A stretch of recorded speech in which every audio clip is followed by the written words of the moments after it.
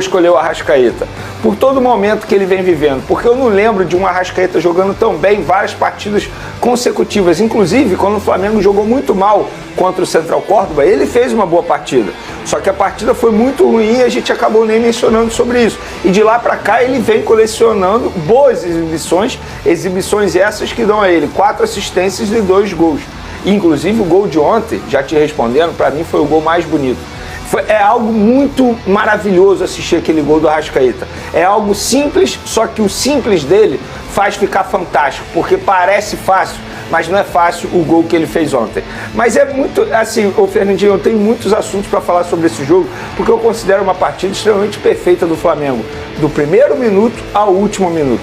É exatamente isso que o torcedor rubro-negro gosta de assistir e que eu tenho certeza que o Felipe Luiz pede aos jogadores dele. Saída de bola muito boa, marcação sob pressão muito boa, intensidade muito boa, deslocamento dos jogadores sem a bola, perfeito. Se a gente for olhar o gol do Gonzalo Plata, tem toda uma movimentação e aquilo ali não é por acaso. É o Michael puxando a marcação, é o Arrascaeta entrando em profundidade, é o Gerson no meio ali recebendo a bola e dando um passe maravilhoso para o Gonzalo Plata fazer um outro bonito gol na partida também, porque foi um baita golaço, não por conta da finalização dele, mas toda a jogada. O Wesley, por exemplo, um jogador que a gente sempre criticou, que precisava melhorar o cruzamento, e o cruzamento que ele deu na cabeça do Pedro foi algo maravilhoso de assistir, isso precisa ser elogiado também. O próprio Pedro, por exemplo, um jogador que estava há muito tempo sem entrar em campo, ele entra em campo contra o Central Córdoba, fica alguns minutos, mostrou ali que precisava mais de minutagem e ontem entrou e aproveitou todas as oportunidades.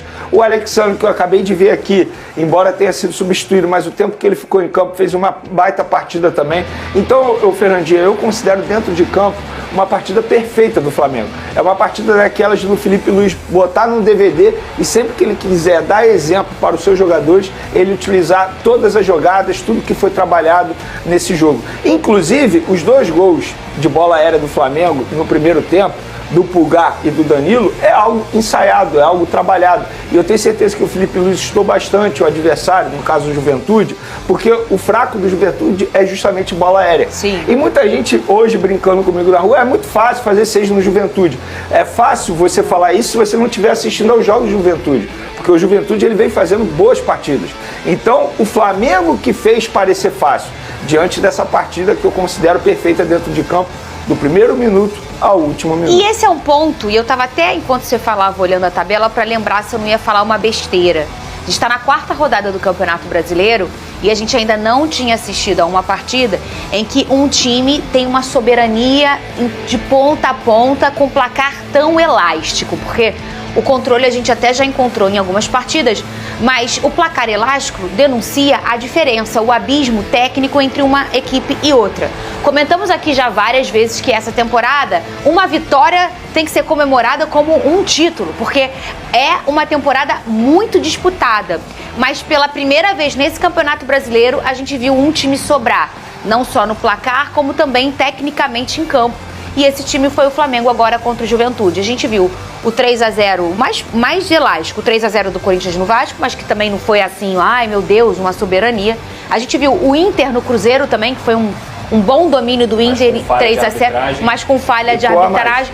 A gente está falando de um time que, como o Vene trouxe, jogou de ponta a ponta muito bem, teve o controle de todas as ações, jogou também no erro do adversário em todas as suas qualidades e teve um placar elástico pela primeira vez nesse Campeonato Brasileiro, o Lucas Pedrosa. Não, foi um jogo perfeito mesmo do Flamengo e não tem nem um pingo de motivo para desmerecer, porque o Juventude é uma equipe que vai causar dificuldades para todo mundo no campeonato, que é muito chato dentro de casa, que também o Matias estava fazendo um trabalho organizado com essa equipe. A questão é que o Flamengo realmente resolveu o jogo em 20 minutos.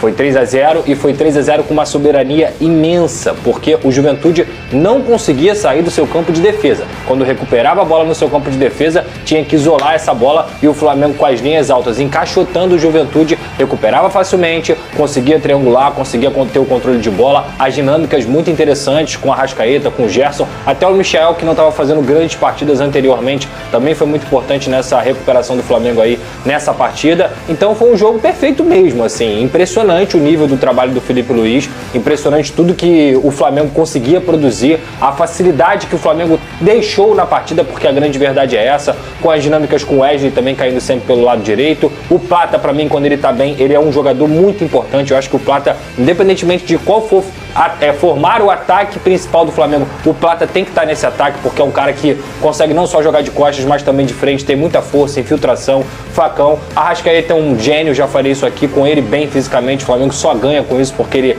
tecnicamente é muito diferente, mas não é pouco, não é muito diferente. Então, assim, o resumo é esse. Foi o avassalador Flamengo, um time que encaixotou o Juventude, que conseguiu jogar com as linhas altas, que tinha uma marcação alta muito bem feita, que todo mundo jogava como um grupo. Coletivamente, todo mundo próximo, as linhas próximas, seja com bola ou sem bola, é perfeito. É o tipo de atuação que lá na frente, como que eu gostaria de ver o Flamengo jogando? O torcedor tem que falar, pô, aquele jogo contra o Juventude a gente conseguiu massacrar. Mas, ao mesmo tempo, lembre-se, nem sempre vai ser assim. Não é porque conseguiu um espetáculo no Maracanã nesse meio de semana que no próximo tropeço do Flamengo você tem que falar que tá tudo ruim, que tá tudo horrível, tá tudo horroroso. Os jogos são difíceis e vão continuar sendo difíceis. Isso aí foi um ponto realmente fora da curva, que não quer dizer que o Flamengo não tenha merecido. Mereceu e mereceu muito. Aí você falou muito bem do Flamengo, o Vene também falou muito bem, uma noite mágica, né, para o torcedor rubro-negro, para o Anderson que estava fazendo aniversário. Mas, Vene Casagrande, você tem alguma crítica a fazer para o Flamengo neste momento? Vamos lá, eu tenho uma sugestão primeiro ao Felipe Luiz. Posso dar uma sugestão? Que pode. Quem sou eu, né? Não, mas é apenas a gente uma é pago sugestão. para falar aqui, tá bom? Eu acho que pode se tem falar. um aprendizado nesse 6-0, na verdade esse aprendizado a gente já sabe há muito tempo. O Pedro não pode bater pênalti. O Flamengo precisa arrumar um outro cobrador de pênalti. Porque o Pedro, se ele tem algo a melhorar, é a cobrança de pênalti. Não é o forte dele. Ontem ele deu sorte que ele conseguiu botar a bola na rede, mas em determinado momento da temporada isso pode fazer diferença. Agora, o meu outro ponto, e aí é uma crítica, é em relação à arquibancada. Porque o Flamengo não pode jogar para 31 mil pessoas e ter 2 setores fechados, como a gente viu ontem no Maracanã. E fazendo assim, uma busca rápida, no Flamengo Juventude da temporada passada, deu 60 mil pessoas. 60 mil pessoas no Maracanã. Fui ver o preço médio do ticket, R$50. Esse ano, mesmo o Flamengo Juventude, metade do público, o preço médio R$75. Ou seja, é uma valorização, me corrija se eu estiver errado, de 50%. Não sei te corrigir. É isso, é de 50%. Eu fiz essa conta várias vezes, então é isso. Para fazer vídeo pro meu canal. Tá bom, de 50%. Bebê, então eu tô confiando. É a minha única crítica, porque de fato... É o preço do ingresso ou o torcedor? Ah, o preço. O preço do ingresso, obviamente. Tanto é que ontem a gente pôde ver no Maracanã os torcedores xingando o presidente Mbappé, fazendo protesto, pedindo para diminuir o ingresso. Eu entendo a diretoria que está tentando fazer a conta fechar, quando fecham o setor justamente para diminuir o custo da operação do Maracanã. Todo estádio faz isso, exatamente. Gente. Aí está tentando fazer a conta fechar. Só que eu acho que precisa pensar numa outra forma para não prejudicar o público. Porque o público não pode ser prejudicado, o torcedor rubro-negro não pode ser prejudicado. E a partir do momento que o Flamengo joga para apenas, e eu vou considerar apenas 31 mil pessoas, porque o Flamengo, se a gente for pegar a média de público na temporada passada, era para mais 50 mil pessoas no Maracanã. Pro tamanho do Maraca, 31 fica com aquela cara de vazio. Né? 2 setores fechados. Então, essa é a minha única crítica em relação à noite de ontem. Por isso que eu boto aí uma noite quase perfeita entre parênteses. Então...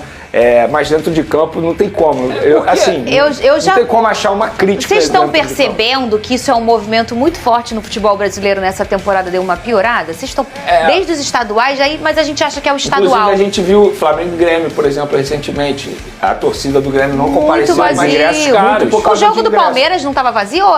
Sim. O jogo do Palmeiras com o Corinthians? Flamengo, Palmeiras lá na Rua Bauru, na Arena Barueri. Fazer um time como é o do Flamengo não custa barato. Isso a gente consegue entender. Produzir esse espetáculo que o Flamengo produziu ontem também não custa barato. E a gente consegue entender que no mundo do futebol a questão da conta tem que ser fechada. Agora, eu me pergunto se a diretoria prefere ver o Maracanã lotado, mesmo com ingressos mais baratos, ou prefere fechar setores? Eu acho que essa resposta é muito simples. Não, o Mbappé já falou sobre isso. É simples essa resposta. Ele prefere do jeito que tá, entendeu? Fechar setor. E que tá errado. Desculpa, tá errado. É porque o que acontece? Aí eu acho que é o pensamento dos clubes que estão tentando se modernizar, e o Flamengo foi um dos primeiros do Brasil a fazer isso. Eles querem reforçar o seu sócio, e aí eles não acham justo com o cara que paga o sócio e é o cara que ajuda efetivamente ao Flamengo, ele tem aquela garantia, o o ingresso mais barato. Só que aí você elitiza um esporte que é um esporte popular. O Flamengo se prepara para a disputa do Super Mundial de Clubes em 2025 e está ciente de que precisa de um elenco altamente qualificado para sonhar com a conquista desse título tão aguardado pelos torcedores.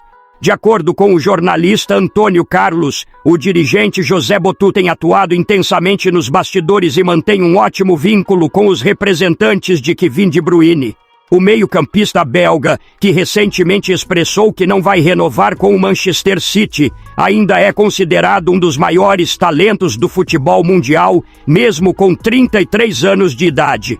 Com muita qualidade a oferecer, De Bruyne seria uma adição de peso ao elenco rubro-negro, que tem planos ambiciosos de montar uma equipe estrelada para brilhar no torneio. As informações de bastidor indicam que José Botu já iniciou tratativas e pretende formalizar uma proposta oficial nos próximos dias.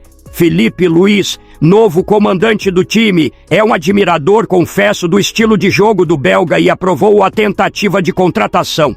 Fontes próximas ao clube revelam que o treinador está disposto a participar ativamente das negociações, inclusive entrando em contato direto com De Bruyne para apresentar o projeto audacioso do Flamengo para 2025. Felipe destacará a força do grupo atual, o apoio apaixonado da nação rubro-negra, a excelente estrutura do clube e a oportunidade de disputar um Mundial com uma camisa de tradição.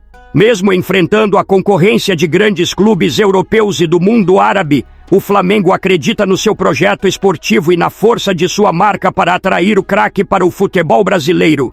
Internamente, o clima é de confiança, apesar dos desafios que a negociação impõe. Como De Bruyne está sem clube, a negociação contratual tende a ser mais direta, mas o alto custo salarial é uma barreira que o Flamengo busca superar com criatividade e auxílio de patrocinadores. A chegada de Bruyne ao Flamengo seria um verdadeiro marco para o futebol sul-americano e colocaria o clube carioca entre os favoritos ao título do Super Mundial. A diretoria conduz tudo com cautela, mas há expectativa de novidades em breve. Caso o acerto se concretize, o Flamengo subiria ainda mais de patamar no cenário internacional, deixando claro que está disposto a tudo para retomar seu lugar entre os gigantes do futebol mundial. E aí, nação, vocês contratariam De Bruyne? Comenta aqui embaixo, deixa a curtida no vídeo e se inscreve no canal para não perder nenhuma novidade sobre o Mengão. Saudações rubro-negras!